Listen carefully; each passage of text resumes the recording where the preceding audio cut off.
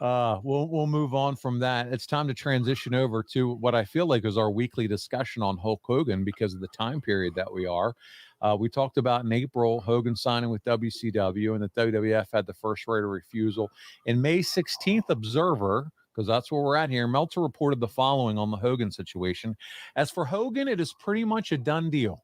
Titan Sports informed WCW last week that they would not be matching Hogan's offer, although at this point, nobody expected anything different.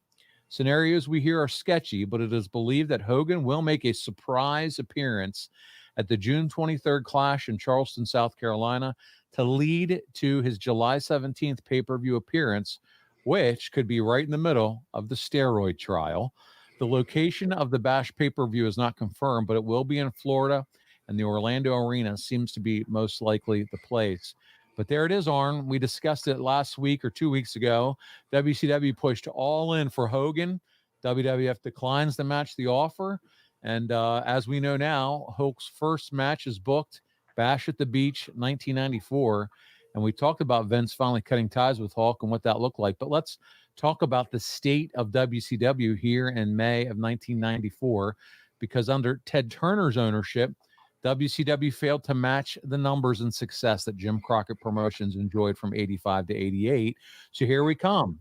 The answer is Hulk Hogan, I guess, right? He's coming from the WWF in their minds, where the production value second to none, as you said, marketing machine. You've talked about it.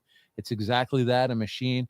Hogan was certainly the beneficiary of both that production and marketing for a decade as the leader of that roster. But let's Monday morning quarterback this for a little bit. Did WCW, in your mind, have the infrastructure to bring someone in like a Hulk Hogan as far as what his demands would be?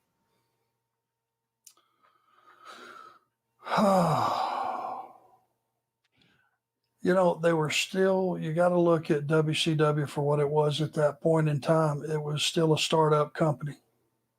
It wasn't Jim Crockett Promotions, albeit there were leftover talent that were featured with Jim Crockett Promotions, but it was still a startup company.